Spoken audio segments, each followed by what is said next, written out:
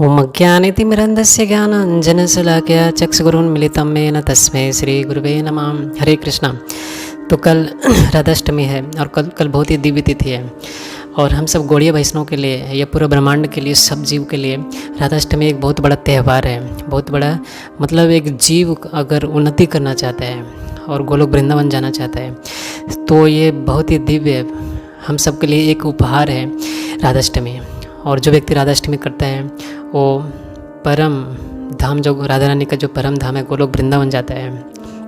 जो भगवान क्यों इतना दिव्य है, क्योंकि भगवान जो बोलते हैं भगवत गीता में कि मत्तः परतरम नान्यम नान्यत किंचिदस्ति धनंजया मयि सर्वमिदं प्रोक्तम सूत्रे मणिगणा एव। जो भगवान बोलते हैं कि मैं सारे जगत के मालिक हूँ, कृष्णा, और बोलते हैं हम सर्वस्य प्रभु मत्ता सर्व प्रवर्तते। मैं पूरा भौतिक दुनिया और आध्यात्मिक दुनिया दोनों का मालिक मैं हूँ। वो कृष्ण का प्रिय है राधा रानी और उनका जन्मदिन हो रहा है, तो हम सबकी माँ है और कृष्ण की सबसे प्रिय भक्त है और सबसे प्रिय है, जो सबसे ज़्यादा कृष्ण को आनंद देती है, उनका जन्मदिन है। और राधा रानी कृष्ण से अलग चीज़ नहीं है। राधा कृष्ण एक आत्मा दुई देह धरी अन्यो अन्य विलास रस आस्वाद न करिए। राधा रानी और कृष्ण दोनों एक आत्मा है लेकिन दो देह धरते हैं। आत्मा एक ही है लेकिन दो देह धरते हैं। किसके लिए? हम सबको एक लीला देने के लिए, लीला विलास करने के लिए, हम सबको आकृष्ट करने के लिए और कृष्ण आनंद लेने के लिए, और आनंद लेकर के हम सबको आकृष्ट करके अपने धाम गोलोक वृंदावन में लेके जाने के लिए। तो राधाष्टमी कृष्ण और राधा एक ही है लेकिन हम सबको आनंद देने के लिए दो होते हैं, और दो नहीं कई रूप में होते हैं। फिर राधा रानी कई विस्तार करती है गोपियों के रूप में, और फिर कृष्ण ग्वाले के रूप में, और गाय बछड़े बहुत सारे विस्तार करते हैं। तो राधाष्टमी कल है, बहुत ही दिव्य तिथि है, और इस तिथि को राधाष्टमी को जो बनाता है वो बहुत ही दिव्य है और हम सबको भक्ति में बहुत आगे बढ़ने का एक मौका है।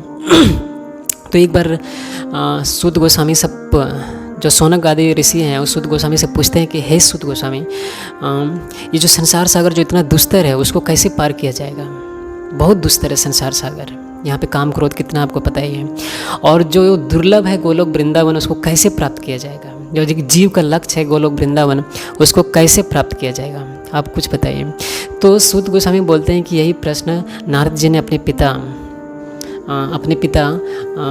ब्रह्मा जी से पूछते हैं, तो वही उत्तर मैं आपको दूंगा। तो ब्रह्मा जी को नारद जी पूछते हैं, तो ब्रह्मा जी कहते हैं कि जो भादो महीने की जो शुक्ल पक्ष की जो राधाष्टमी है, अष्टमी के दिन जो राधाष्टमी अगर कोई बनाता है उस दिन राधाष्टमी होता है, और राधाष्टमी को बनाता है तो ये जो दुस्तर सागर है उसको पार कर जाता है। और जो दुर्लभ है गोलोक वृंदावन, जिसको पाना बहुत भक्ति, बहुत साधन, बहुत चित्त की शुद्धिकरण चाहिए तब को जा सकता है। लेकिन अगर कोई राधाष्टमी करता है तो धीरे धीरे उनका तुरंत शुद्धिकरण होकर गोलोक वृंदावन जाने के योग्य हो जाता है। तो फिर वो नारद जी और विस्तार करके पूछना चाहते हैं कि और विस्तार करके बताइए, इतना छोटे से कैसे होगा? तो बोलते नहीं, मैं विस्तार से नहीं बता सकता हूँ, क्योंकि राधा रानी के जन्म कर्म को कृष्ण भी नहीं समझ सकते जो भगवान है, तो फिर मैं कहाँ समझ पाऊँगा? तो फिर भी मैं संक्षिप्त रूप में बताऊँगा, छोटे रूप में बताऊँगा, उसको भी सुन लोगे तो भी भगवत प्राप्ति कर लोगे गोलोक वृंदावन। तो बताते हैं कि बहुत सुंदर सुंदर महिमा बताते हैं राधाष्टमी के दिन के क्या क्या होता है। मैं आपको बताऊंगा, आपको सुनने के बहुत आनंद आएगा और बहुत ही करने की इच्छा होगी और करना चाहिए। बोल रहे हैं करोड़ों ब्रह्म हत्या का जो पाप लग जाता है एक व्यक्ति को, तो सिर्फ एक राधाष्टमी करता है तो सारे पाप खत्म हो जाता है। अगर किसी को करोड़ों ब्रह्म हत्या का पाप लगे, ब्राह्मण मतलब पता है ना भगवान के बहुत प्रिय होते हैं, अगर कोई व्यक्ति करोड़ों ब्राह्मण हत्या का पाप लग गया लेकिन सिर्फ एक राधाष्टमी करता है तो सारे पाप खत्म हो जाता है। और आगे कहते हैं कि अगर कोई व्यक्ति 1000 एकादशी करता है, और 1000 एकादशी ने 1000 एकादशी करने के बाद उनको 100 से गुना कर दीजिए तो 1 लाख हो जाता है। 1 लाख एकादशी करने का जो फल प्राप्त होता है सिर्फ एक राधाष्टमी क्यों, अगर कोई राधाष्टमी कर लेता है तो सारे 1000 एकादशी और उनको गुना कर दो 100 से 1 लाख एकादशी का पुण्य फल का प्राप्ति करती है। और आगे बता रहे हैं कि अगर कोई स्वर्ण दान करता है सुमेरु पर्वत जैसा, अगर कोई सोने का दान करता है सुमेरु पर्वत जैसा, तो उसे जो फल प्राप्त होता है सिर्फ राधाष्टमी करने से श्रद्धापूर्वक एक बार कोई कर लिया तो सारे स्वर्णिम मुद्रा दान देने का फल प्राप्त कर लेता है। और बोलते हैं कि 1000 कन्याओं को कोई दान करता है, 1000 कन्या का दान करना एक बहुत पुण्य की बात है, और कोई 1000 कन्या को दान करता है लेकिन सिर्फ एक राधाष्टमी को करता है तो 1000 कन्या का दान देने का फल प्राप्त करता है। और अगर कोई व्यक्ति श्रद्धा से नहीं कर पाया, बिना श्रद्धा से अगर कोई राधाष्टमी करता है तो उसका भी फल बताया गया कि वो भी अपने परिवार के सहित गोलोक वृंदावन जाने का योग्य बन जाता है। इतना राधाष्टमी का लीला है, इतना राधाष्टमी का महिमा है। तो ब्रह्मा जी बताते हैं कि कौन पहले राधाष्टमी किया और इसका क्या फल प्राप्त हुआ है। तो वो एक सत्ययुग की कथा बताते हैं, कृतयुग की, कि सत्ययुग में एक स्त्री थी जिसका नाम था लीलावती। और लीलावती बहुत सुंदर थी, उनके बाल बहुत लंबे लंबे थे, उनकी आंखें हिरनी जैसे थी और उनकी जो कमर था वो बहुत पतली थी और बहुत सुंदर थी। और इतना सुंदर होने के कारण उनको अभिमान आ गया और उसका रूप ही पतन का कारण बन गया। कभी कभी व्यक्ति के पास बहुत ज़्यादा धन आता है तो बहुत अहंकार बढ़ जाता है और पाप करने में वो लग जाता है। तो वो सुंदर लड़की जो थी, वो स्त्री थी, वो इतना सुंदर थी कि उसका पतन का कारण बन गया और वो बहुत पाप कार्यों में लग गई और इतना पाप करने लगी, इतना पाप करने लगी कि वैसे जैसे पाप करने लगी। और फिर बहुत दिनों के बाद उनको एक बहुत पश्चाताप हुआ कि मैं क्या कर दिया और मैं क्या कर रही हूँ और इस पापों से मैं कैसे छूटूंगा। मेरा कुछ लक्ष्य अलग था लेकिन मैं क्या कर दिया और मेरा इतना बड़ा पाप हो गया, मैं कैसे छूटूंगा। तो अपने नगर से वो बाहर निकल करके वो नगर के बाहर निकली और जब बाहर निकली तो वहाँ पे देखी कुछ वैष्णव जन थे। वो राधाष्टमी के दिन, उस दिन राधाष्टमी था और वो राधाष्टमी बना रहे थे, कुछ फूल ला रहे थे, फल ला रहे थे और कुछ अभिषेक कर रहे थे। तो सारे लोग जुटे हुए थे और राधाष्टमी बना रहे थे। तो वहाँ पे वो वैसे जाके पूछती कि हे वैष्णव जन, हे वैष्णव, हे भक्त, मेरे से बहुत बड़ा पाप हो गया और मैं पापों से मुक्ति चाहता हूँ, आप कुछ उपाय बताइए, हमें मुक्ति का कुछ उपाय बताइए। तो वो जो राधा रानी के भक्त थे, जो वैष्णव थे, उन्होंने बताया कि देखो आज राधाष्टमी है और जो राधाष्टमी करता है वो ब्रह्म हत्या जैसे पाप को भी उसका नष्ट हो जाता है और कई तीर्थ स्थानों में नहाने का उसको फल प्राप्त होता है। गंगा यमुना आदि ऐसे सुंदर सुंदर स्थान है, अगर कोई उसमें स्नान करता है तो बहुत पुण्य फल प्राप्त करता है। लेकिन अगर कोई राधाष्टमी करता है तो उससे भी ज़्यादा पुण्य फल प्राप्त करता है। और बहुत अगर उनसे कुछ पाप भी हो गया तो सारा पाप खत्म हो जाता है राधाष्टमी करने से। तो वो जो लीलावती थी वो वहाँ पे बैठी और उस राधाष्टमी के दिन बहुत अच्छे से वो भाग ली और वहाँ पे बहुत सारे अभिषेक हो रहे थे, कीर्तन हो रहे थे, पंचद्रव्य से राधा रानी का अभिषेक कर रहे थे और बहुत अच्छा कीर्तन हो रहे थे, भजन गा रहे थे लोग, मंजीरा ढोल मृदंग बज रहे थे, सब लोग कीर्तन कर रहे थे, कुछ नाच रहे थे, कुछ फूल की मालाएं बना रहे थे, कुछ गा रहे थे। बहुत सारे दिव्य फेस्टिवल हो रहा था और नाच रहे थे लोग, कीर्तन कर रहे थे। तो उस लीलावती ने वहाँ पे भाग लिया और भाग लेकर के वो भी नाचने लगी, गाने लगी और वहाँ पे भाग लेकर के वो दिव्य आनंद से प्रसाद लेकर के वो सब राधाष्टमी को बना करके वापस वो घर आ रही थी। और जब वो घर आ रहे थे तो उनको रास्ते में एक सर्प काट दिया और जब सर्प काट दिया तो वो मृत्यु को प्राप्त हुई। और जब मृत्यु के प्राप्त हुई तो आश्चर्य की बात है कि तुरंत यमलोक से यमदूत आए और उनकी आत्मा को पकड़ करके बांध करके उसके शरीर से निकाल करके उसको लेके जा रहे थे। लेकिन अचानक उधर विष्णु दूत आते हैं और उसको पकड़ लेते हैं और पकड़ करके यमदूतों को काट देते हैं यमपास को और उनके आत्मा को एक सुंदर सा रूप देते हैं और चतुर्भुज रूप देकर उनको सुंदर से एक रूप देते हैं और गोलोक वृंदावन लेके चले जाते हैं वैकुंठ विमान में। इतनी सुंदर है। सिर्फ राधाष्टमी एक दिन बनाया वो वेश्या ने, वो लीलावती ने, और इस राधाष्टमी को बना करके वो परम धाम को प्राप्त की, जो कितना दुस्तर है।